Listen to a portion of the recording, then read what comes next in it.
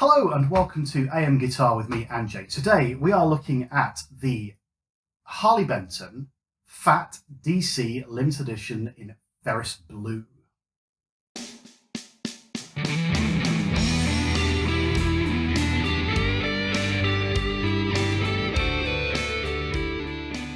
Before we get too far into this, I just want to say a massive thanks to Funny Little Boxes who have sponsored this video.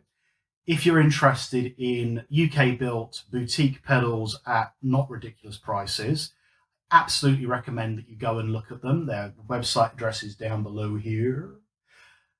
Jump in, say hello, see what they've got, and if they haven't got what you want, ask them and they might be able to get hold of it for you. Right, let's get on with it. So, a while back, the guys at Harley Benton, guys at Thomann, released a budget double cut junior style guitar. Junior meaning that it only has the one pickup on the bridge.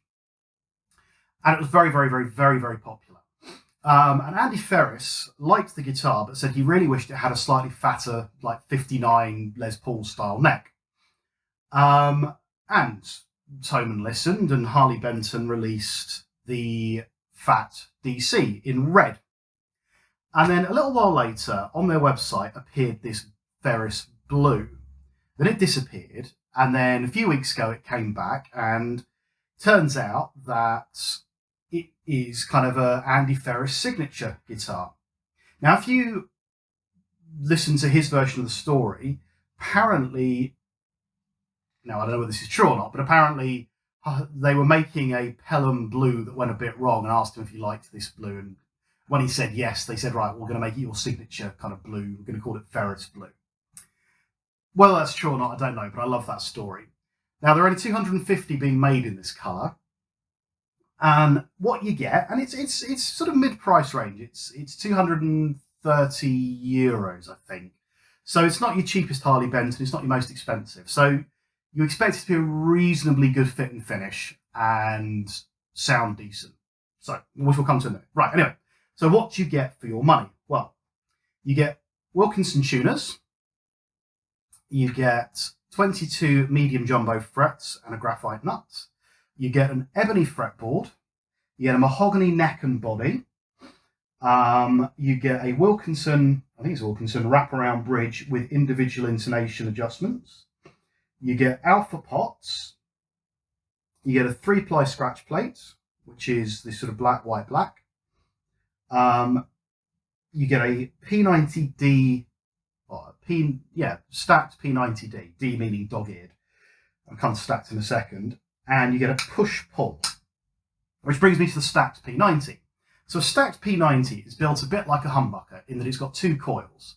The second coil is really there to reduce the hum, rather than add or change the tone much. It does affect the tone, but it's there not to kind of make it sound like a humbucker, but to reduce the noise. And as this is designed as a kind of a gainy rock machine, P90s can be very noisy. So the second coil just cuts some of that out. But it does alter the tone slightly. So this push-pull allows you to remove that second coil and get the pure P90 sound.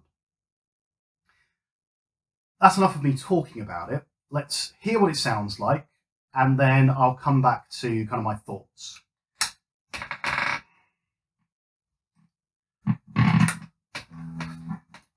So I'm going into a clean amp with a little bit of delay.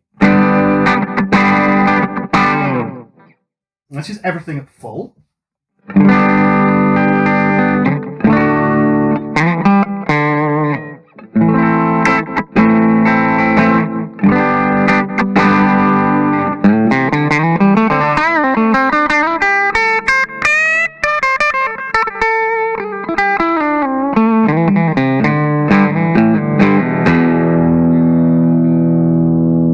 Now I can roll off the tone, which kind of starts to give you a slightly thicker sound and gets you a bit close to maybe having a neck pickup as well. So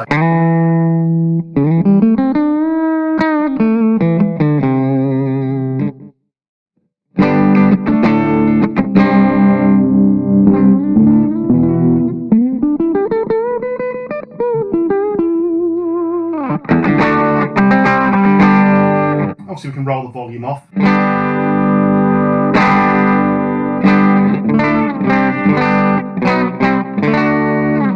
actually this pickup does clean up really well. And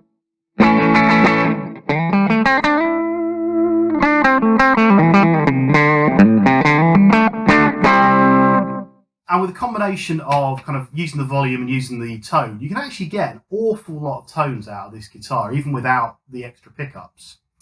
Let's push, actually no, let's show you what the P90 sounds like. So this is the stacked P90.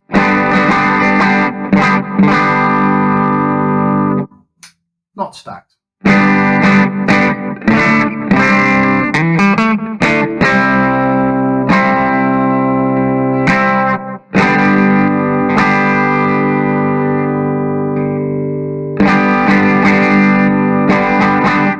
So what you get is you get slightly more high-end and possibly a little bit more grit to the sound at the expense of, when you've got lots of gain, you start to get quite a lot of noise added in. So, speaking of gain, let's pump up the gain a bit.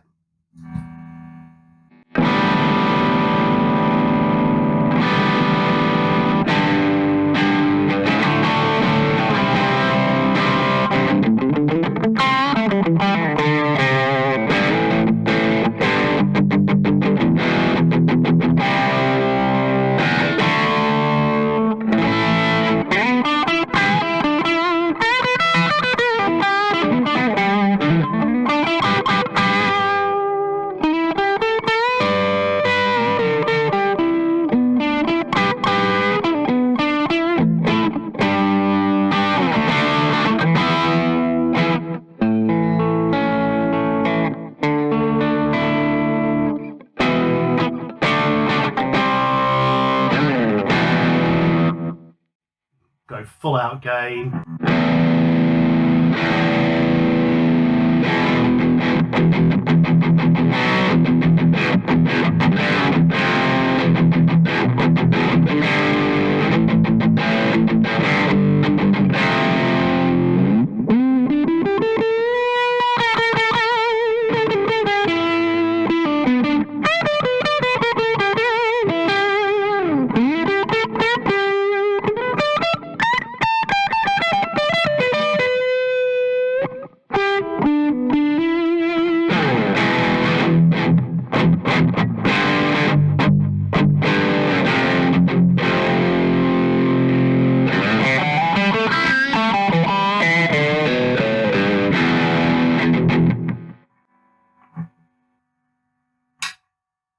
You might just be able to hear that. So without the stack,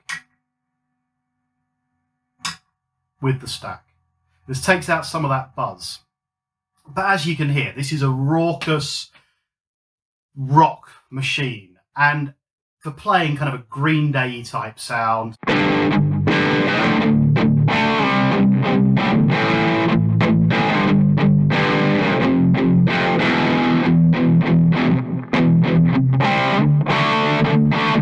any kind of rock.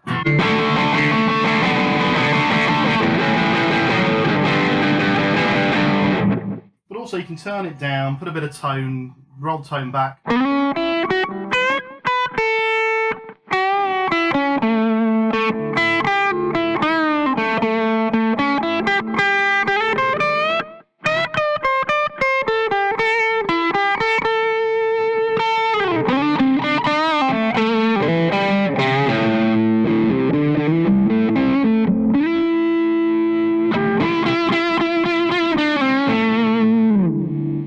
And you can get all sorts of tones out of it. So, for the most part, I absolutely love it. Fits a lot of the stuff that I play perfectly. Takes out some of the messing around that I often have when I'm trying to work out what pickup I need to be using. I only have the one choice. I can just roll things off as I want to. There are a couple of things about it I don't like. So, fit and finish. As I said, it's a 240 euro-ish guitar. So it's not high-end, it's not low-end. For the most part, the finish is really, really, really good. There's no sharp fret edges, there's no kind of bits of paint missing, there's no binding, so there's no problem with things bleeding into each other. On this one, there's some stray glue that's stuck here, which seems to have got stuck on here, which is easy to remove, but also I think there's a little bit of damage to the fretboard there. Not the end of the world. I'm not a massive fan of these tuning pegs. They have a habit of pinging into place. They're a 15:1 ratio, but they do tend to, as you're doing it, they'll suddenly click and ping. Again, not too bad. I might stick some oil in and see if that improves it. There's a few blemishes on the finish. There's like a little bit of darker blue here, which I don't know if you can see that or not. I'll do a close-up shot. What else? The one biggie for me, the one thing which I really, really don't like, and this is a general thing, it's not this guitar, I hate glossy necks. Now, it's 30 degrees Celsius in this room, centigrade. So, I mean, I'm hot. So my hands are sweaty and they stick horribly to this kind of finish. So I would have much rather either a natural wood or a satin finish on this. If it wasn't a limited edition, I would probably sand this neck down quite significantly. Feel a bit odd about doing that, something that's a limited edition though. It's not, again, not the end of the world, and some people love that glossy finish, and I've had people in my comments have a go at me for sanding glossy necks down. Personally, not my thing. I play live, and my hand sticking can cause me problems. Other than that though, I think actually the finish on this guitar is really, really good. It sounds great if you want a grungy rock tone or a kind of a grungy blues tone. It's not all that heavy. I think it looks good. For the money, even not for the money, I mean, I've got high-end and low-end guitars, and I mean, it sits neatly with all of them, and it sounds and feels good to play. I like the chunky neck. I really do like the shape of the neck. It's comfortable to play for long periods of time, to chug away at chords and stuff, but it's equally as comfortable playing up at the top of the fretboard as well. So all in all, I think really good guitar. If you can get hold of one and you like the colour, definitely go for it. If not, go for the Red Fat BC. Apparently the pickup in that one's not quite as good, but you know, pickups can be changed and everything's personal taste. But for me, I do actually really like it, and I'm glad to have it in my collection. It's going to get used probably quite a lot when I'm playing with the band, because it's just a nice simple guitar that I can just pick up and get on with. So yeah, let me know in the comments below what you think. Have you played the red one? Have you got one of the blue ones? Have you played the original ones? Let me know. Like, subscribe, and I will see you again very soon. Cheers.